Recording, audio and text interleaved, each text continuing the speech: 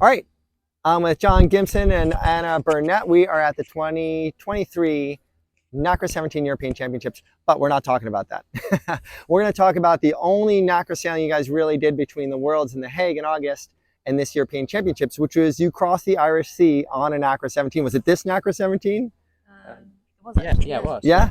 Okay. Why would you do such a thing? It came across my feed. I saw a hydrofoiling motorboat chasing you in the open ocean or a sea on a Nacra 17. It looked like a lot of fun, but man, that's aggressive. So why'd you do it?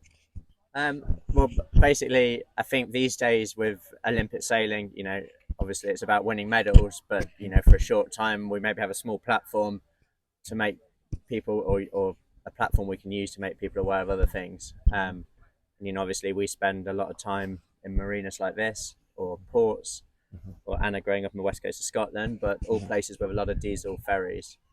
And I remember being in Trapani and with the ferry left from the end of our road, and it literally choked us at the end of the day. And over the years we've been involved with Artemis a lot, and I think they now have the technology to that we don't need to use diesel powered ferries for all of these short routes anymore. We can go fully electric, and foiling's opened that up. So we kind of came up with the idea, we'd like to show the world that technology in our own way. And I figured if we could cross the Irish Sea on a pretty heinous day, and the Artemis e-foiler could accompany us, that's probably the length of most short ferry routes on a pretty horrible day, and show, really to show what's possible. And Anna, that looked like it could be a lot of fun, but like you said, it could be aggressive. Let's carry on with the technology side of things, then we'll talk about the sailing side of things. That's Artemis is really working on to try to revolutionize, using battery technology, electric motor technology, and then hydrofoils to really reduce emissions and all that stuff with ferries. Are you interested in that kind of stuff? Do you have like a engineering curiosity side of brain, or is it really the foiling that attracts you to these kind of projects? Yeah, the engineering is definitely not my side of things. I know nothing about that, but yeah, luckily that's not what we have to be involved with. The guys at Artemis are, the best in the business. They have the brains, and they've figured out how we can take this foiling technology commercially and use it to help make the marine industry a more greener place, which is something, obviously, that's the side of things that I really want to be a part of, because it's the way that it needs to go. And I think with the sport that we have, being on the water, being in marinas, as John said, it's something that's quite close to our hearts. So, it felt appropriate for us to try and raise awareness for that. Awesome. Have you been on that boat yet?